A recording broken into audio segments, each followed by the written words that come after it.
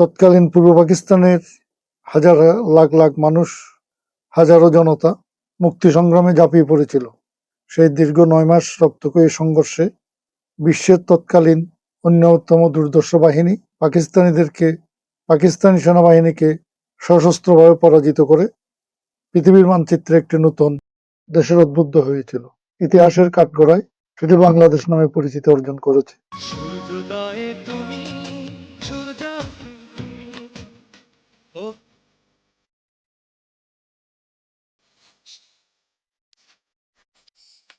বিসমিল্লাহির রহমানির রহিম। আসসালামু আলাইকুম, শুভ সন্ধ্যা। B news online channel, online টেলিভিশনের আজকের স্টুডিওতে আমরা আলোচনায় যাচ্ছি মহান বিজয় দিবস উপলক্ষে। এই আলোচনায় আমাদের মাঝে উপস্থিত আছেন এদেশের মুক্তিযুদ্ধের চেতনায় উজ্জীবিত আহলে সুন্নাত ওয়াল জামাতের আদর্শ প্রতিষ্ঠার আন্দোলনের একমাত্র সাংগঠনিক শক্তি বাংলাদেশ ইসলামী ফ্রন্টের কেন্দ্রীয় মহাসচিব জনাব অধ্যক্ষ সৌম্য আব্দুস সামাদ। আজকে আমরা আমাদের স্বাধীনতার তথা বিজয়ের ৫৪ বছর পার করতে যাচ্ছি। ১৯৭১ সালে ১৬ই ডিসেম্বর এমন এক সময়ে এদেশ দীর্ঘ ৯ মাসের হানাদার বাহিনীর বিরুদ্ধে মুক্তিযোদ্ধাদের সশস্ত্র সংগ্রামের মাধ্যমে বিজয় লাভ করেছিল। বিজয়ের পর আমাদের এই দেশ স্বাধীনতার যে আকাঙ্ক্ষা, স্বাধীনতার যে প্রত্যাশা এবং বিজয়ের যেই আনন্দ আমরা কতটুকু আমাদের সমাজে, আমাদের রাষ্ট্রে বাস্তবায়ন করতে পেরেছি সেটা এখনো আলোচনার বিষয়। এমন এক পরিপ্রেক্ষিতে আমরা এবছর বিজয় দিবস উদযাপন করতে যাচ্ছি, যখন আজ থেকে ১.৫ বছর আগে একটি ছাত্র জনতার গণ অভ্যুত্থান হয়েছে। সেই গণ অভ্যুত্থানে এই জাতির প্রত্যাশা ছিল প্রকট।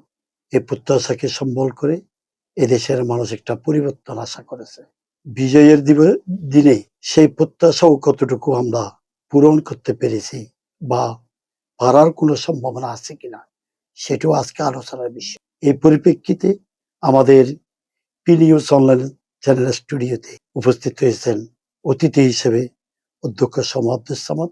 এবং আজকে এই সামাদ ভাইয়ের কাছে আমাদের প্রশ্ন, ১৯৭১ সালের মহান মুক্তিযুদ্ধ দীর্ঘ প্রায় ২৩ বছরের এটা রাজপথের সংগ্রাম এবং ৯ মাসের শস্ত্র সংগ্রামের বিনিময়ে যে মুক্তিযুদ্ধে আমাদের বিজয়, সেই বিজয়ের প্রেক্ষাপট এবং এই বিজয়ের গুরুত্ব এখনো পর্যন্ত কতটুকু আমাদের জন্য অনিবার্য, সে বিষয়ে আমি আলোচনা করার জন্য অধ্যক্ষ সৌম্য আব্দুস সামাদ সাহেবকে অনুরোধ করি। ধন্যবাদ প্রিন্সিপাল আবু তালেব বেলাল সাহেব। আমি প্রথমেই ধন্যবাদ জানাতে চাই জাতির একটি গুরুত্বপূর্ণ বিষয়ে আপনাদের পি নিউজ টিভির পক্ষ থেকে এই আয়োজন করার জন্য। পাশাপাশি সালাম জানাই আপনাদের সকল দর্শক শ্রোতা এবং আপনাদের এই বিশাল আয়োজনের সাথে যারা জড়িত সবাইকে আসসালামু আলাইকুম ওয়া রাহমাতুল্লাহি ওয়া বারাকাতুহু।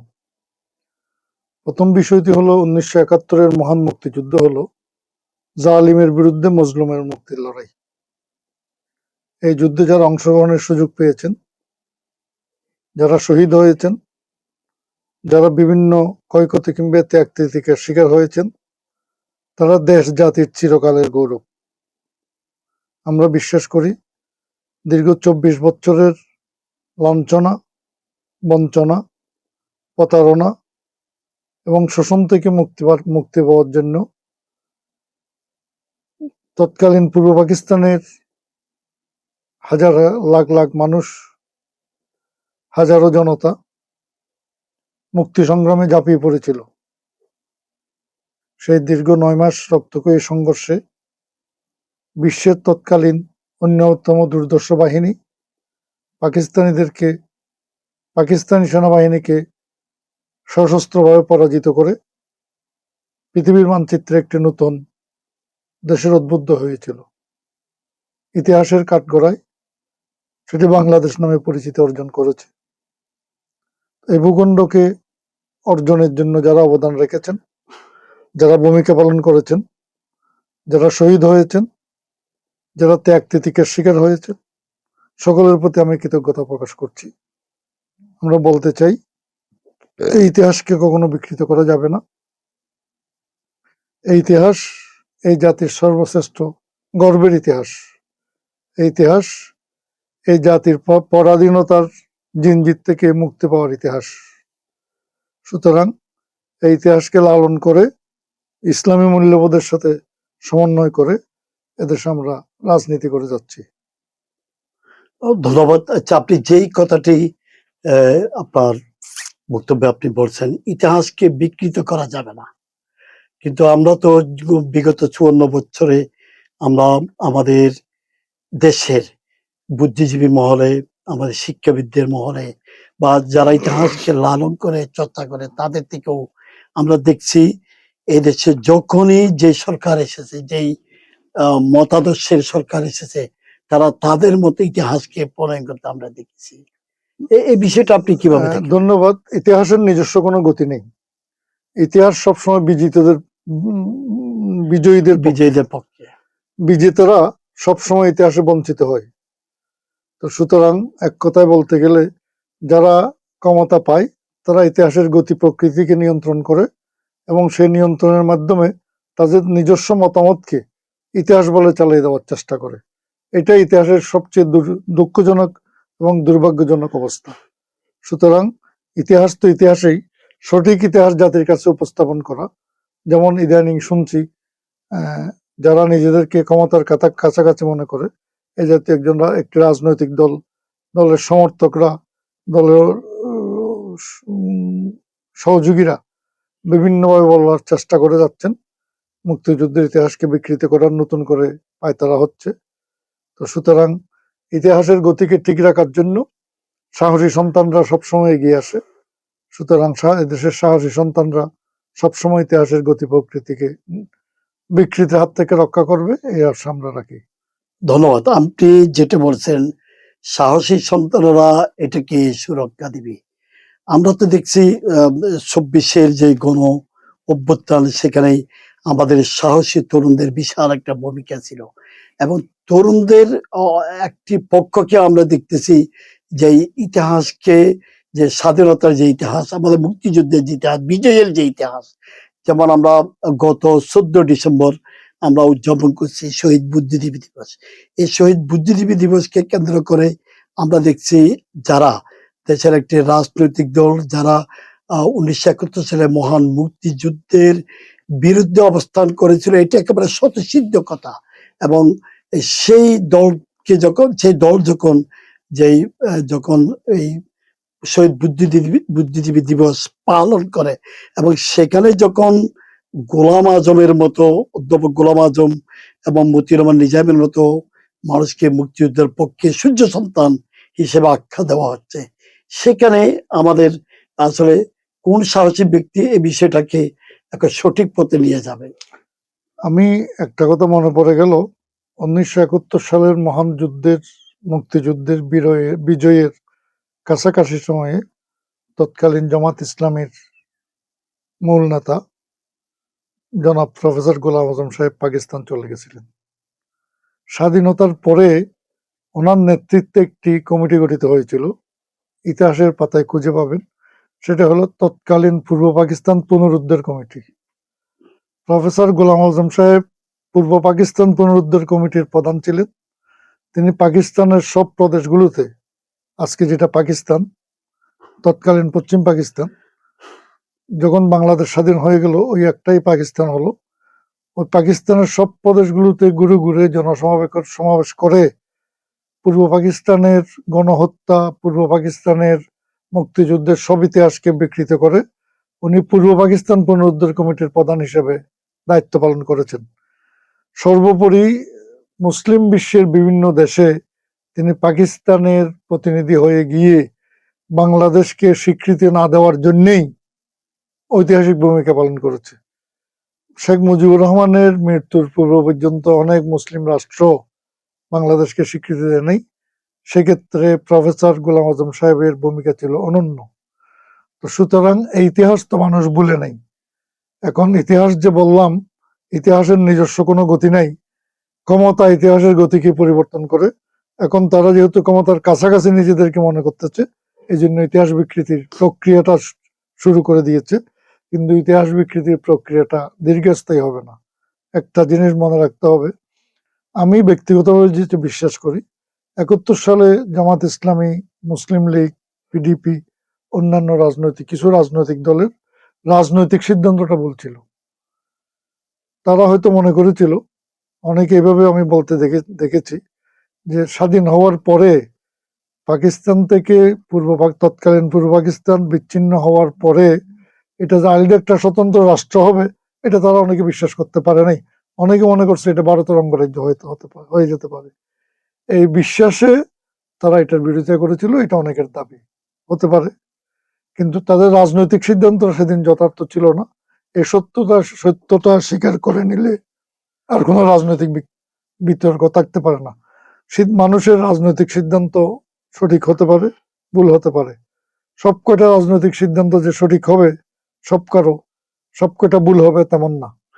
তাহলে কি তাদের এই সিদ্ধান্ত, যেটা তারা নিজেরাই অনেকে বলছেন, আমরা শুনছি তাদের এটা ভুল ছিল, যদি আনুষ্ঠানিকভাবে তারা এটা বলেনি, অথবা তারা অনেকে এটা বলারও চেষ্টা করছে, তারা এখন বাংলাদেশের স্বাধীনতা সার্বভৌমত্বের উপর তাদের বিশ্বাস আছে। এরপরে কিন্তু বারবার তারা এটা এটা বারবার তারা আলোচনায় আনতেছেন। স্বাধীনতা যুদ্ধের বিষয়টা তারা একটা বিতর্ক মধ্যে নিয়ে যাচ্ছে। তার কারণটা কি? কারণ আমি গতকালও আমরা দেখেছি চট্টগ্রাম বিশ্ববিদ্যালয়ের একজন সম্মানিত প্রভিসি সাহেব, আমরা দেখেছি উনিও আমাদের এই শহীদ বুদ্ধিজীবী দিবস আলোচনা সবাই এটা বলতে চেয়েছেন যে আসলে বুদ্ধিজীবী যারা ছিল, বুদ্ধিজীবীদেরকে পাকিস্তানি বাহিনী যে হত্যা করেছে এটা তিনি বিশ্বাস করেন না। আমি ওনার সাথে একমত। পাকিস্তানি বাহিনী হত্যা করে নাই। পাকিস্তানি বাহিনীর সত্য ছায়ায় বাঙালিদের কিছু দোসর তাদেরকে হত্যা করেছে। পাকিস্তানি বাহিনী যারা 14 ডিসেম্বর যাদেরকে তুলে নেওয়া হয়েছিল হত্যা করে রায়ের বাজার, মিরপুর বধ্যভূমিতে যাদেরকে গণকবর দেওয়া হয়েছিল, পাহাড়তলিতে, চট্টগ্রাম, এই যে তাদেরকে পাকিস্তানিরা হত্যা করেছে এমন প্রমাণ খুব কম। কিন্তু তাদের হত্যার নেপথ্যে একটা ওদের একটি সহযোগী গোষ্ঠী তাদেরকে হত্যা করেছে, এই কথাই ইতিহাসে সবচেয়ে বেশি আলোচিত আছে। না, এই কথাটা জেনারেল নিয়াজিও তো বলছেন, তার একটি বইয়ের মধ্যে তিনি বলছেন আসলে 14 ডিসেম্বর যেই বুদ্ধিজীবী হত্যা হয়েছিল সে হত্যাটা মূলত বাংলাদেশে অর্থাৎ পূর্ব পাকিস্তানে আমাদের যারা সহযোগী ছিল তাদের সহায়তায় হয়েছে। এবং তিনি এটাও বলছেন এটা ফরমান আলীর একটা মস্তিষ্ক প্রসূত একটা এই চিন্তা, এবং সেই চিন্তা থেকে এই ঘটনা হয়েছিল, যেটার সাথে নিয়াজি সম্পর্ক নেই, এটাও তিনি তার একটি বই উল্লেখ করেছেন। হতে পারে। আমি একটা কথা ক্লিয়ারলি বলতে চাই, একটা বিশাল ঘটনার প্রক্রিয়ার মধ্যে সমস্ত মানুষ একই প্রক্রিয়ার সাথে যুক্ত থাকে না। এক একটা দল কিংবা এক একটা গোষ্ঠী এক একটা প্রক্রিয়ার সাথে যুক্ত থাকে। যখন 14 ডিসেম্বর এসে গেছে তখন তো আত্মসমর্পণের কথা চলছে। আন্তর্জাতিক রেড ক্রস, তখন রেড ক্রিসেন্ট ছিল না, রেড ক্রস হোটেল ইন্টারকন্টিনেন্টালে বসে এদের সাথে যোগাযোগ করতেছিল কিভাবে আত্মসমর্পণ করবে। যখন আত্মসমর্পণের প্রক্রিয়া চলছে তখন কে কোন কাজটা করছে, কোন বাহিনী, সেক্ষেত্রে কোন একটা ইন্টেলেকচুয়াল বাহিনী এদেশের বুদ্ধিজীবীদেরকে নির্মূল করার পদক্ষেপ নিয়ে তাদেরকে কি করেছে, পদক্ষেপ নিয়েছে। তো পাকিস্তানি হানাদারেরা মিলিটারি এটা করেছে, এটা কথাটা পুরোপুরি কিনা যথার্থ নয়। এখানে বাঙালি যারা মেডিকো ছিল, অর্থাৎ যারা মিলিশিয়ার কাজ করেছে, তাদের একটি গোষ্ঠী কাজগুলো করেছে। কারণ পাকিস্তানি আর্মিদের পক্ষে কোন বুদ্ধিজীবী, কোন বিশ্ববিদ্যালয়ের প্রফেসর, কোন ডাক্তার, কোন সাংবাদিক, কার বাড়ি কোথায়, বাসা কোথায়, তাকে কোথায়, চাকরি কোথায়, খুঁজে নিয়ে আসবে। এবং এটাও তাদের যারা সেদিন নিখোঁজ হয়েছিল তাদের পরিবার তা স্পষ্টভাবে বলছে, যে এসে বলছে, স্যার আপনার সাথে দেখা করতে আসছি, আমি আপনার স্টুডেন্ট। এগুলো আপনার স্টুডেন্ট তো আর পাকিস্তানি আর্মি না। তো সুতরাং এই বিষয়গুলো যথার্থভাবে আসবে। এখন ব্যাপার হলো যে রাজনৈতিক সিদ্ধান্ত সবসময় ভুল হবে, সবসময় শুদ্ধ হবে এমন কোনো কথা নয়। পাকিস্তানের ক্লান্তিকালে 1971-এর মহান মুক্তিযুদ্ধের সময়ে পাকিস্তানের কিছু রাজনৈতিক দলের রাজনৈতিক সিদ্ধান্তটা ভুল ছিল। এই কথাটা তারা নিশ্চিত করলে তাইলে এটা এখনো স্বাধীনতা 54 বছর এসে কি আমরা এটা শুধরাবো না? না, এখন সেটা তাদের ব্যাপার। তারা তো এখনো মুক্তিযুদ্ধকে গন্ডগোল বলে, গন্ডগোলের বছর। তো যারা বিশাল একটা, যেখানে লক্ষ লক্ষ মানুষের আত্মহুতি, শহীদ, জীবন দেওয়া, এই বিষয়টাকে একটা গন্ডগোল বলে যদি চালাই দেন, 2-4 জনে একজন মারামারি হলো, আমাদের গ্রামে বলছে ওদিকে একটু গন্ডগোল লাগতে, বাবা যাইও না। এই গন্ডগোলকে, এত লাখ লাখ মানুষের আত্মহুতিকে, লাখ লাখ মেয়েদের ইজ্জত নষ্টকে যদি বিচ্ছিন্নতাবাদীও বলছে এটা অনেকে। বলে, হ্যাঁ। এখন ব্যাপার হলো যে এগুলো তো অ্যাকচুয়ালি তাদের মনের কথা তারা প্রকাশ করছে। এটা তাদের মনের কথা ছিল, এক সময় এটা ভিতরে লুকিয়ে রাখে, আরেক সময় মাথা বের করে এটা প্রকাশ করে। আমরা যে কথাটা বলতে চাচ্ছি, 54 বছর পরে এসে আমাদের এই যে এই বিতর্কটা কেন আবার আসতে শুরু করলো, যে স্বাধীনতা নিয়ে, বিজয় দিবস না, নিয়ে? ওরা এবং আমরা কি মনে করি যে এটা আগের যে সরকারগুলো ছিল, সেই সরকারগুলো আসলে স্বাধীনতার যে সঠিক ইতিহাস, যে মূল যে ধারা, সেটা কি তারা সুরক্ষা করতে পারেনি? এটা কি আমরা মনে করি, যার পরে তরুণ সমাজের কাছে এটা নিয়ে কেন আজকে আবারও আসলে আসলে ওই যে বললাম, ইতিহাসের গতিটা পরিবর্তিত হয় ক্ষমতার উপর। যারা ক্ষমতায় যায় তারা ইতিহাসের গতিকে নিয়ন্ত্রণ করে। যেহেতু তারা ইতিহাস, আপনি তো একজন ইতিহাসের শিক্ষক, ইতিহাসের ছাত্র, ইতিহাসের নিজস্ব গতি থাকলে এই গতিকে পরিবর্তন করতে পারতো না। যেহেতু ইতিহাসের নিজস্ব গতি নেই, মুক্তিযুদ্ধের ইতিহাস বিকৃত হচ্ছে। যখন যারা ক্ষমতায় ছিল, ইতিহাসটা তাদের পক্ষে, তাদের হয়ে লেখা হয়েছে। তো সুতরাং এই বিকৃতি থেকে জাতি যখন উদ্ধার হবে, সত্যকার ইতিহাস জাতির সামনে যখন উপস্থাপিত হবে, তখন জাতি এই বিভ্রান্ত থেকে নিরসন হবে। যে কথাটি আমরা শুরুতে বলছিলাম, আসলে বিজয়ের 54 বছর এসেও আমরা কি স্বাধীনতার যে প্রত্যাশা, যে আকাঙ্ক্ষা, সেটা কি আমরা কিভাবে সঠিক প্রতিফলন আসলে করতে পারলাম কিনা? স্বাধীনতার চেতনা 71 থেকে 75 পর্যন্ত এক প্রকার, 75 থেকে 91 পর্যন্ত এক প্রকার, 91 থেকে আবার 6 পর্যন্ত এক প্রকার, 96 পর্যন্ত। এভাবে সরকার যখন পরিবর্তন হয়, চেতনার পরিবর্তন ঘটে। তো সত্যকার চেতনা কোনটা, এটা মানুষ খুঁজে পায় না। তো সত্যকার, আপনারা যারা ইতিহাসের সাথে যুক্ত, আপনারা সত্যকার মুক্তিযুদ্ধের মূল স্পিরিট, এখানে একটা বিষয় উল্লেখ্য, সেটা হলো যে 70-এর নির্বাচন 6 দফার ভিত্তিতে হয়েছিল। সেই 6 দফায় সমাজতন্ত্রের কথা, ধর্মনিরপেক্ষতার কথা ছিল না। কিন্তু বিজয়ের পরে সরকার যে সংবিধান রচনা করলো, তাতে ধর্মনিরপেক্ষতা এবং সমাজতন্ত্র অন্তর্ভুক্ত হলো। তো সেখানেই তো মুক্তিযুদ্ধের চেতনা ভুলুণ্ঠিত হয়ে গেল। এই বিষয়গুলো বুঝতে হবে। চেতনাকে, ইতিহাসকে সবসময় ক্ষমতা কর্তৃক নিয়ন্ত্রিত হয় বলে সঠিক ইতিহাস, মূল চেতনা মানুষের কাছে পৌঁছায় না। এই জন্য মানুষ বিভ্রান্তিতে। অসংখ্য ধন্যবাদ। আজকের আমাদের স্টুডিওতে উপস্থিত অধ্যক্ষ সৌম্য আব্দুস সামাদ, মহাসচিব বাংলাদেশ ইসলামী ফ্রন্ট, তিনি এতক্ষণ পর্যন্ত আলোচনা করেছিলেন আমাদের মহান বিজয় দিবসের বিষয় নিয়ে। মহান বিজয় দিবস আজকে 54 বছর আমরা পূর্তি উৎসব করতে যাচ্ছি। এই অবস্থার মধ্যে আমাদের দেশে নানা মেরুকরণ হচ্ছে, সমীকরণ হচ্ছে, রাজনৈতিক পট পরিবর্তন হলো, এবং আমাদের বিশাল একটা তরুণ সমাজ আজকে স্বাধীনতা এবং বিজয় দিবস নিয়ে নানাভাবে আলোচনায় আসছেন।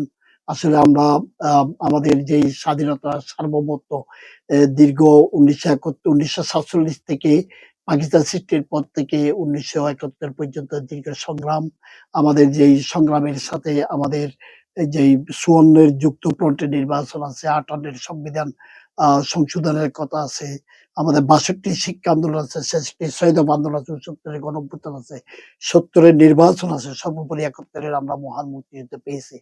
আসলে এই ইতিহাসটাকে আমাদের উচিত সঠিক পথে এগিয়ে নেওয়া। যেমন ভাবে আমাদের সম্মানিত অতিথি আলোচক বলেছিলেন, আসলে রাজা যারা আছেন, ক্ষমতায় যারা আছেন, তারা তাদের দর্শন, আদর্শ এবং মতাদর্শ দিয়ে ইতিহাসকে রচনা করতেছে। আমরা যতটুকু জানি, বিগত 54 বছর আমাদের দেশে যারা শাসন করেছেন তারা প্রত্যেকে কোনো না কোনোভাবেই স্বাধীনতা যুদ্ধের সাথে জড়িত ছিল।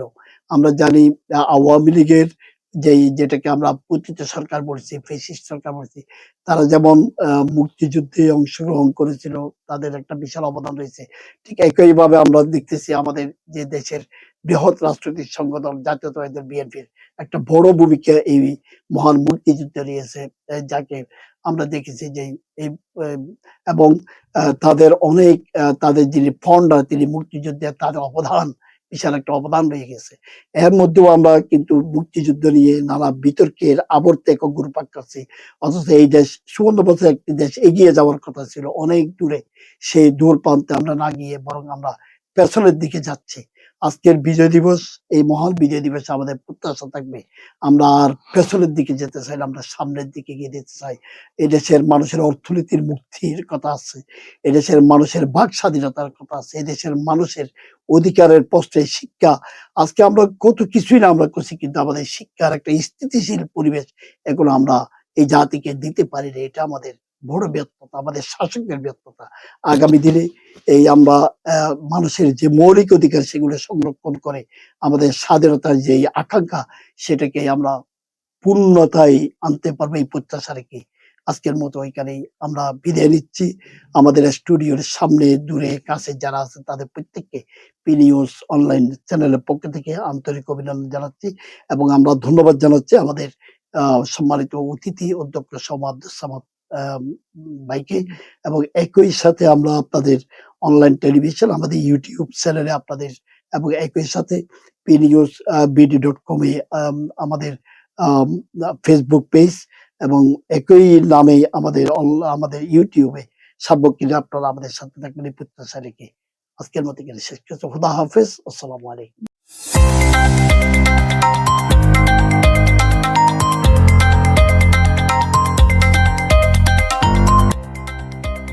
সত্যের সন্ধানে নির্ভীক, P News TV।